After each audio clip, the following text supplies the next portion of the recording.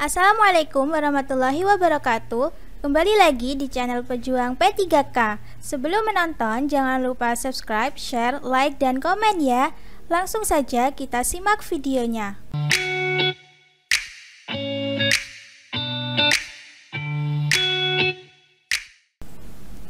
Berikut ini kompetensi teknis bedah materi pengadaan barang dan jasa. A. Latar belakang pengadaan barang atau jasa. Peraturan Presiden Nomor 16 Tahun 2018, selanjutnya disebut Perpres Nomor 16 Tahun 2018 tentang PBJP, resmi ditetapkan di Jakarta tanggal 16 Maret 2018 oleh Presiden Republik Indonesia. Selanjutnya diundangkan 22 Maret 2018 oleh Menteri Hukum dan HAM.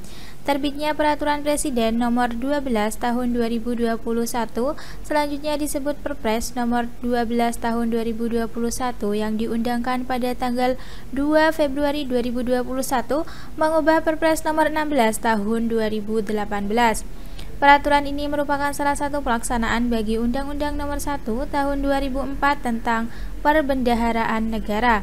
Selain itu, juga untuk penyesuaian pengaturan penggunaan produk atau jasa usaha mikro dan usaha kecil serta koperasi, dan pengaturan pengadaan jasa konstruksi yang pembiayaannya bersumber dari APBN atau APBD dalam pengadaan barang atau jasa pemerintah untuk kemudahan berusaha berdasarkan Undang-Undang Nomor 11 Tahun 2020 tentang Cipta Kerja dan penyesuaian ketentuan sumber daya manusia pengadaan barang atau jasa.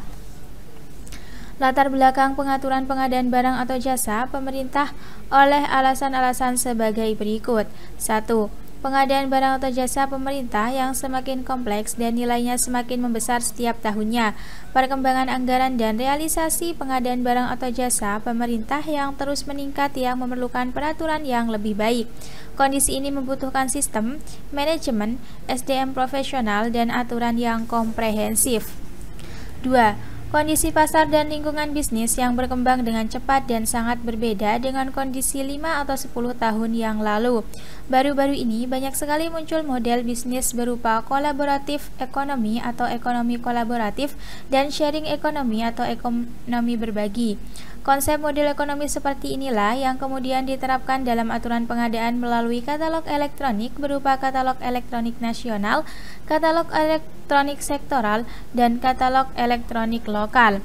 Melalui e-katalog, instansi lain bisa menggunakan dan bertransaksi dengan mudah. 3. Menjawab tantangan agar pengadaan pemerintah dapat menjadi instrumen pembangunan.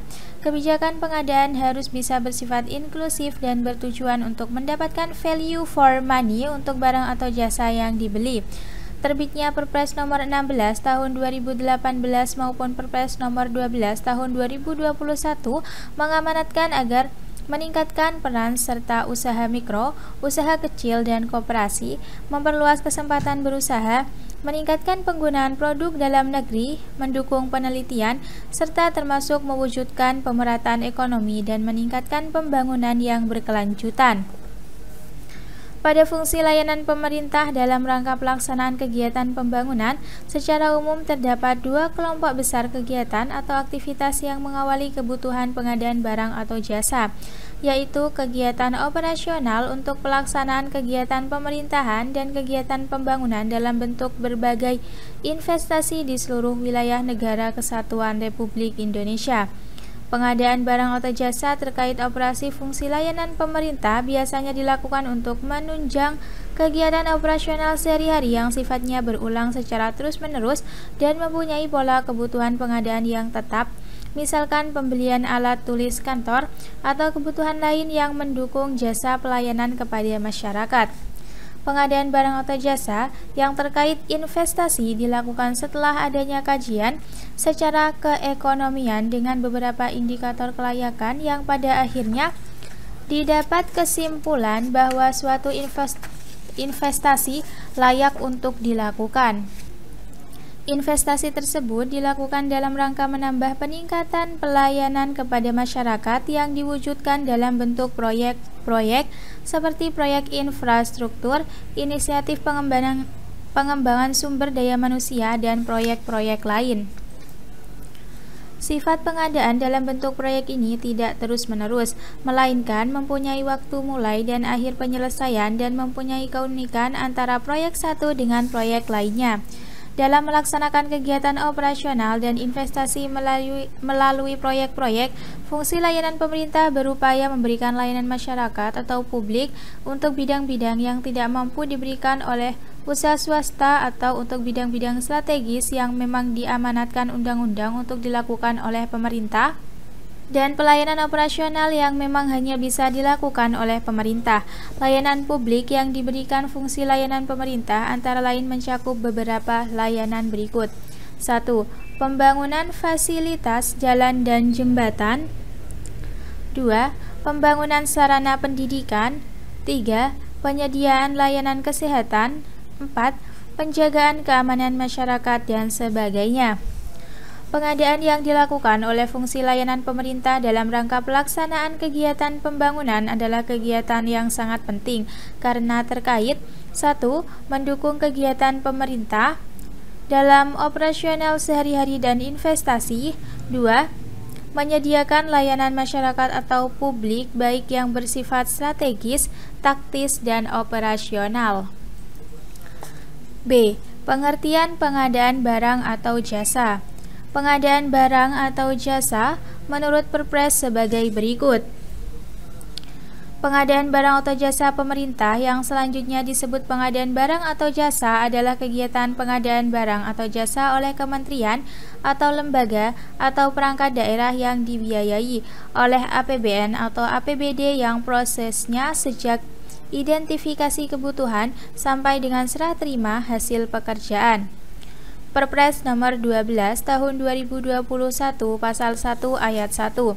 Dari definisi di atas dapat dipahami bahwa pengadaan dalam konteks fungsi layanan pemerintah adalah kegiatan yang dilakukan dengan sumber pendanaan dari anggaran negara atau anggaran daerah yang untuk memperoleh barang atau jasa untuk kepentingan fungsi layanan pemerintah atau K atau L atau PD yang prosesnya dimulai dari identifikasi kebutuhan sampai dengan serah terima hasil pekerjaan.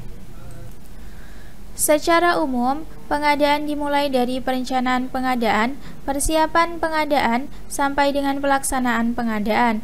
Aktivitas-aktivitas yang termasuk dalam proses di atas diantaranya identifikasi kebutuhan, melakukan analisis pasar, melakukan penilaian kualifikasi terhadap penyedia, melakukan tender atau seleksi, mengevaluasi penyedia, menetapkan pemenang, melaksanakan kontrak, dan melakukan serah terima hasil pekerjaan. Secara garis besar, pengadaan barang atau jasa dapat dilihat pada gambar di bawah ini. Aktivitas di atas akan dijelaskan lebih detail pada materi berikutnya. Pada pengadaan barang atau jasa pemerintah, aktivitas-aktivitas di atas mengacu kepada Perpres nomor 16 tahun 2018 tentang pengadaan barang atau jasa pemerintah dan juga Perpres nomor 12 tahun 2021 tentang perubahan atas Perpres nomor 16 tahun 2018 tentang pengadaan barang atau jasa pemerintah yang dapat dilihat dalam struktur di bawah ini. Struktur Perpres nomor 12 tahun 2021 di mana di dalamnya terdapat beberapa pasal yang berubah dari Perpres nomor 16 tahun 2018.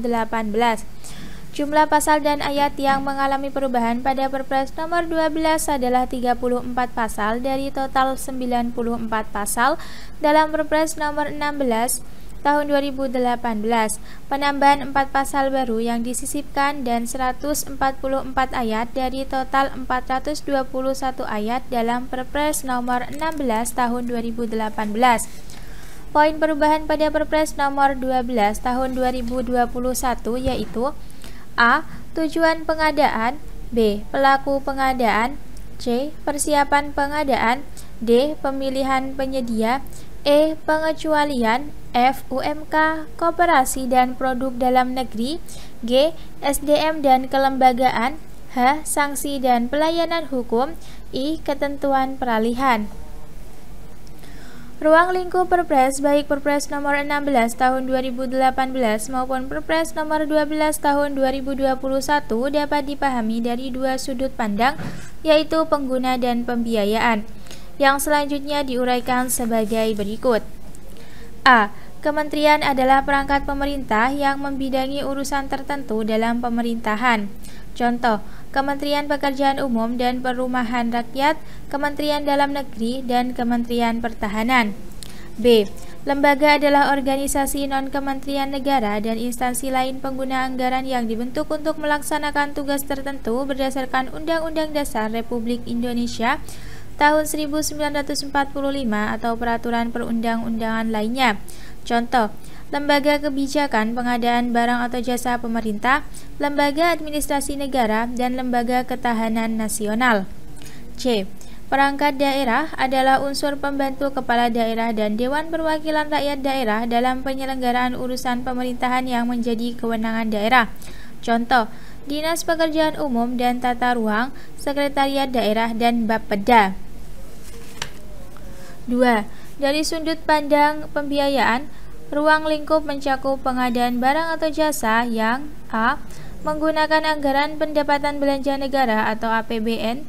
APBN adalah rencana keuangan tahunan pemerintahan negara Indonesia yang disetujui oleh Dewan Perwakilan Rakyat atau DPR. APBN berisi daftar sistematis yang terperinci yang memuat rencana penerimaan dan pengeluaran negara selama 1 tahun anggaran, dari 1 Januari sampai 31 Desember. APBN, perubahan APBN, dan pertanggungjawaban APBN setiap tahun ditetapkan dengan undang-undang. B.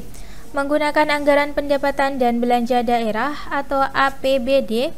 APBD adalah rencana keuangan tahunan pemerintah daerah di Indonesia yang disetujui oleh Dewan Perwakilan Rakyat Daerah atau DPRD. APBD ditetapkan dengan peraturan daerah. Tahun anggaran APBD meliputi masa 1 tahun anggaran, dari 1 Januari sampai 31 Desember. APBD terdiri dari anggaran pendapatan, anggaran belanja dan pembiayaan, APBD, perubahan APBD, dan pertanggungjawaban APBD setiap tahun ditetapkan dengan peraturan daerah. C. Mendapatkan pinjaman atau hibah luar dan dalam negeri. Pendapatan negara adalah hak pemerintah pusat yang diakui sebagai penambah nilai kekayaan bersih. Pendapatan negara terdiri atas penerimaan, perpajakan, penerimaan negara bukan pajak, dan penerimaan hibah. Hibah adalah pendapatan pemerintah yang tidak terus-menerus dalam bentuk berupa uang atau barang atau jasa dari pemerintah lainnya, perusahaan negara atau daerah, atau dari masyarakat. Penerimaan hibah dapat berasal dari dalam dan luar negeri. Perlu dipahami bahwa ketika bekerja atau berada dalam salah satu lingkungan di atas, misal bekerja di Kementerian A atau lembaga B atau perangkat daerah pada provinsi Y atau kabupaten Z, dan membutuhkan barang atau jasa, maka harus mengikuti Perpres nomor 16 tahun 2018 dan Perpres nomor 12 tahun 2021.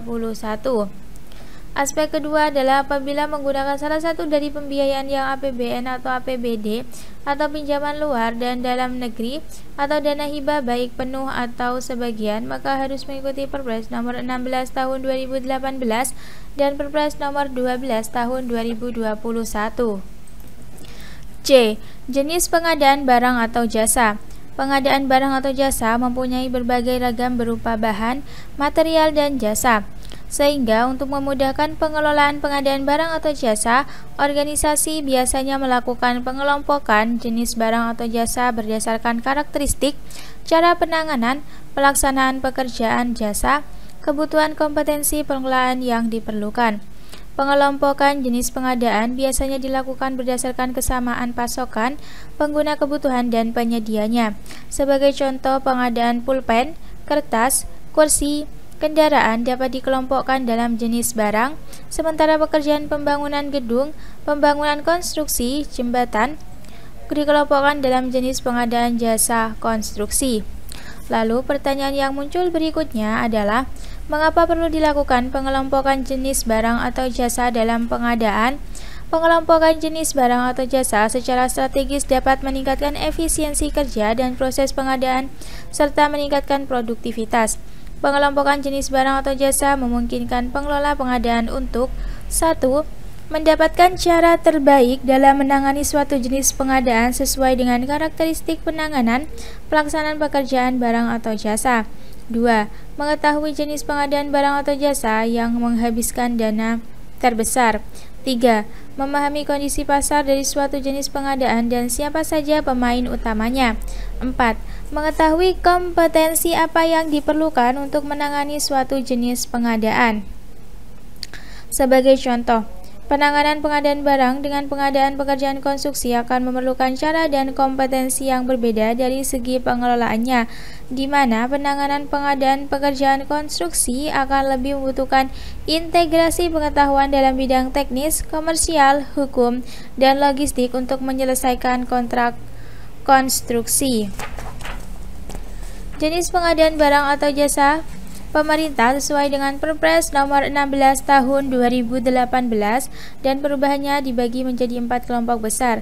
1. Barang, 2. Pekerjaan konstruksi, 3. Jasa konsultasi, 4. Jasa lainnya. Pengadaan barang atau jasa di atas dapat dilakukan sendiri-sendiri atau dengan bersamaan dan terintegrasi. Artinya, pembelian barang, jasa lainnya, dan pekerjaan konstruksi secara bersamaan. Untuk memahami jenis barang atau jasa tersebut dapat diuraikan dalam subbab berikut. 1. Barang. Barang adalah setiap benda baik berwujud maupun tidak berwujud, bergerak maupun tidak bergerak yang dapat diperdagangkan, dipakai, dipergunakan atau dimanfaatkan oleh pengguna barang. Pengadaan barang dapat meliputi bahan baku, bahan setengah jadi, bahan jadi atau peralatan, dan makhluk hidup. Contoh, bahan baku seperti batu kapur, minyak mentah. B. Bahan setengah jadi seperti mesin, kerangka, dan spare part mobil. C. Barang jadi seperti mobil, motor, dan alat listrik. D. Makhluk hidup seperti hewan peliharaan dan bibit ternak. D. Barang yang dihasilkan oleh ormas, kelompok masyarakat, atau masyarakat. Produk kelompok masyarakat penyandang disabilitas, tanaman atau bibit milik masyarakat atau produk warga binaan lembaga permasyarakatan. 2. Pekerjaan konstruksi. Pekerjaan konstruksi adalah keseluruhan atau sebagian kegiatan yang meliputi pembangunan, pengoperasian, pemeliharaan, pembongkaran, dan pembangunan kembali suatu bangunan. Contoh, jasa pelaksana konstruksi bangunan, pendidikan terhadap lingkup pekerjaan pelaksanaan atau termasuk di dalamnya pembangunan baru, penambahan, peningkatan, serta pekerjaan renovasi dari bangunan pendidikan seperti sekolah, universitas, perpustakaan, dan museum, termasuk juga laboratorium penelitian. Pembangunan konstruksi lainnya seperti A. Bangunan sipil untuk jasa pelaksana konstruksi jalan raya atau pekerjaan pelaksanaan pembangunan, peningkatan, pemeliharaan, dan perbaikan jalan raya, kecuali jalan layang dan jalan tol, termasuk juga jalan untuk pejalan kaki, rel kereta api, dan landas pacu bandara. B. Bangunan tempat pembuangan akhir sampah beserta bangunan pelengkapnya. C. Pekerjaan pelaksanaan pembangunan, peningkatan, pemeliharaan, dan perbaikan jembatan dan jalan layang. D. Pekerjaan pelaksana instalasi, peningkatan, pemeliharaan, dan perbaikan pipa jaringan untuk distribusi minyak dan gas jarak jauh antar pulau dan atau di bawah permukaan laut, dan masih banyak lagi contoh lain. 3. Jasa konsultasi. Jasa konsultasi adalah jasa layanan profesional yang membutuhkan keahlian tertentu di berbagai bidang keilmuan yang mengutamakan adanya olah pikir. Contoh, jasa rekayasa atau engineering, jasa perencanaan atau planning, perencanaan atau desain, dan pengawasan atau supervision untuk pekerjaan konstruksi. Jasa keahlian profesi seperti jasa penasehat, jasa penilaian, jasa pendampingan, bantuan teknis, konsultan manajemen dan konsultan hukum, pekerjaan survei yang membutuhkan telaahan tenaga ahli khusus. 4. Jasa lainnya. Jasa lainnya adalah jasa non-konsultasi atau jasa yang membutuhkan peralatan, metodologi khusus, dan atau keterampilan dalam suatu sistem tata kelola yang telah dikenal luas di dunia usaha untuk menyelesaikan suatu pekerjaan. Contoh, jasa boga atau catering, jasa layanan kebersihan, jasa penyedia tenaga kerja, jasa penyewaan, jasa penyelaman, jasa akomodasi, jasa angkutan penumpang, dan masih banyak lagi jenis jasa lainnya. Pengadaan barang atau jasa di atas, baik barang, pekerjaan konstruksi, jasa konsultasi, dan jasa lainnya, dapat dilakukan dengan terintegrasi, artinya perencanaan, pelaksanaan, pengawasan merupakan satu kesatuan yang tidak bisa terpisahkan. Contoh, A. Pembangunan suatu bangunan atau pembuatan wujud fisik lainnya, di mana pekerjaan perancangan terintegrasi dengan pelaksanaan konstruksi, misalnya pengadaan jasa konstruksi Mass Rapid Transit atau MRT, memerlukan pengintegrasian antara desain, pengadaan bahan atau material atau tenaga kerja, pelaksanaan konstruksi sampai dengan terselesaikannya konstruksi jalur, penyediaan kereta, dan pengoperasian. B. Pengadaan sistem informasi teknologi untuk Vendor Management System atau VMS, memerlukan pengintegrasian antara lain konsultasi Standard Operation Procedure atau SOP, desain sistem vendor manajemen berbasis teknologi informasi, melakukan instalasi hardware dan software pada sistem, melakukan uji coba dan pelaksanaan secara langsung atau go live. D. Cara pelaksanaan pengadaan barang atau jasa pemerintah. Cara pengadaan barang atau jasa pada PBJP secara garis besar dibagi menjadi dua kelompok, yaitu melalui swakelola dan pemilihan penyedia. Kementerian atau lembaga atau perangkat daerah harus memilih salah satu cara pengadaan di antara dua cara tersebut. Pilihan cara pengadaan melalui swakelola dilaksanakan manakala barang atau jasa yang dibutuhkan tidak dapat disediakan atau tidak diminati oleh pelaku usaha. Swakelola dapat juga digunakan dalam rangka mengoptimalkan pemanfaatan sumber daya atau kemampuan teknis yang dimiliki pemerintah. Barang atau jasa yang bersifat rahasia dan mampu dilaksanakan oleh kementerian atau lembaga atau perangkat daerah yang bersangkutan, serta dalam rangka peningkatan peran serta atau pemberdayaan organisasi masyarakat atau ormas dan kelompok masyarakat atau pokmas. Dalam rangka mengoptimalkan pemanfaatan sumber daya atau kemampuan teknis yang dimiliki pemerintah, pelaksanaannya harus disesuaikan dengan tugas pokok dan fungsi sesuai dengan tanggung jawab kementerian atau lembaga atau perangkat daerah pelaksana swakelola. Dalam rangka peningkatan peran serta atau pemberdayaan ormas, pelaksanaan harus disesuaikan dengan tujuan pendiri ormas, visi dan misi dan kompetensi dari ormas. Dalam rangka peningkatan peran serta atau pemberdayaan kelompok masyarakat, pelaksanaan harus disesuaikan dengan kebutuhan dan kompetensi kelompok masyarakat. 1. Swakelola. Pengadaan barang atau jasa melalui swakelola adalah cara memperoleh barang atau jasa yang dikerjakan sendiri oleh kementerian atau lembaga atau perangkat daerah, kementerian atau lembaga atau perangkat daerah lain, organisasi kemasyarakatan atau kelompok masyarakat. 2. Melalui penyedia. Pengadaan barang atau jasa melalui penyedia adalah cara memperoleh barang atau jasa yang disediakan oleh pelaku usaha. Pelaku usaha adalah badan usaha atau perseorangan yang melakukan usaha dan atau kegiatan pada bidang tertentu. Penyedia barang atau jasa atau yang disebut dengan penyedia adalah pelaku usaha yang menyediakan barang atau jasa berdasarkan kontrak. Dalam pelaksanaan pengadaan barang atau jasa melalui penyedia, kementerian atau lembaga atau perangkat daerah memilih penyedia untuk mendapatkan barang atau jasa yang dibutuhkan. Terima kasih sudah menonton video ini. Jangan lupa like, comment, share, dan subscribe channel ini. Sampai jumpa di video selanjutnya. Semangat pejuang P3K!